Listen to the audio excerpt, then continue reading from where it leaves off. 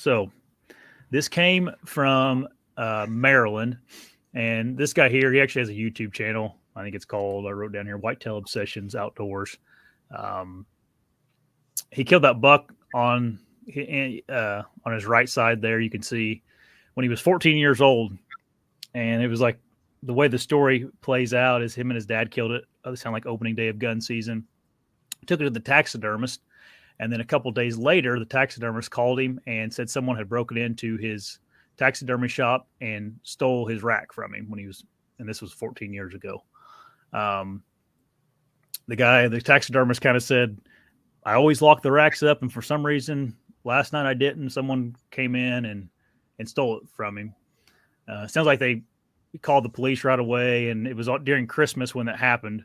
And I guess the police were busy and didn't really get around to it real quick and kind of drugged their feet, and then nothing ever really came of it. And it's not like the taxidermist didn't report it either. He didn't call the police.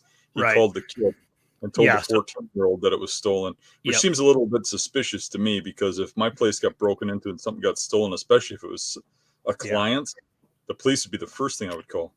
Yeah, and I wonder, I need to ask my uncle this. My uncle's a taxidermist. I wonder what the liability is of that. Like, I wonder if he has to carry insurance for a client's stuff getting stolen. There's valuable stuff in there, Well, you could certainly be sued. I would think so, for sure. Anyway, this guy, I guess in between when he was 14 and killed this giant deer and ended up scoring 185, until now, pretty much never stopped thinking about this deer. Obviously he works or does something in the outdoor industry. And he kind of comments in the article, they thought about it every day. And I guess he was talking to a buddy or something. And they talked about, maybe I'll throw up a Facebook post about the buck and see if anybody, would catch on it. And this is, 14 years later, he did this. And I guess the next day, a 14-year-old boy messaged him and said, I know where your buck is. And it sounds like he kind of was like, oh, whatever, this kid doesn't. Yeah, kind of blew him off.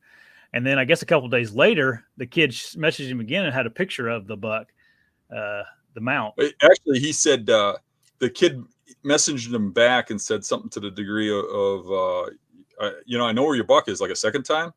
Yeah. And he was, okay, well, send me a picture and I'll see if it's the buck, because he didn't believe him. Yeah.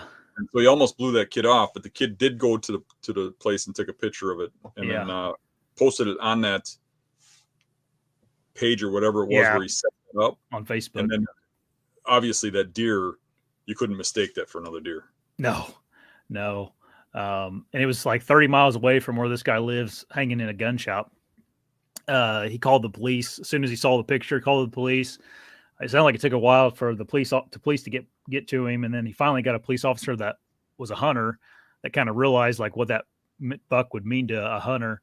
And the police officer met him at the gun shop. The police officer went into the gun shop first and clearly saw it was the same buck, and then they went in together and grabbed it. And the gun shop owner, I guess, got questioned about it by the police officer, and he claimed that he had some rentals that a tenant had moved out and left that deer in the rental when he moved out.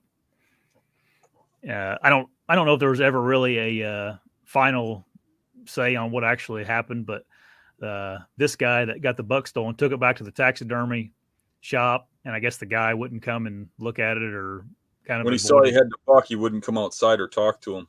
Yeah, when he saw he had the buck with him. So it just seems suspicious.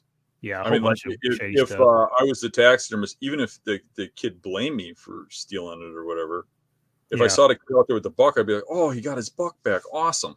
Yeah. And I'd come running right out. So obviously there's just something fishy about that. I know.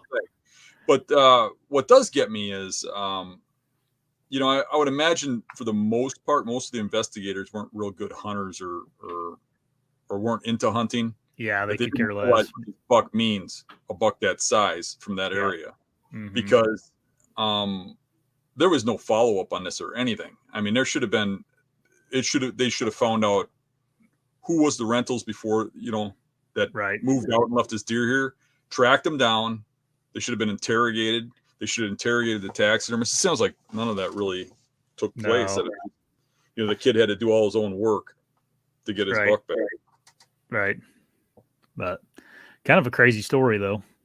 So if Yeah. you ever get a deer stolen from you, don't give up on it. They were just, it was interesting too, because it's weird how things like this happen. But he was 14 when he shot it. It was 14 years later, and the kid that found it was 14 years old. Right.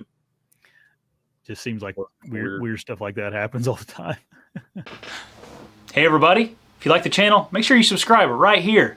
And if you like the clips, I got 2 more options for you. 2 options right here. Subscribe right here. See you guys.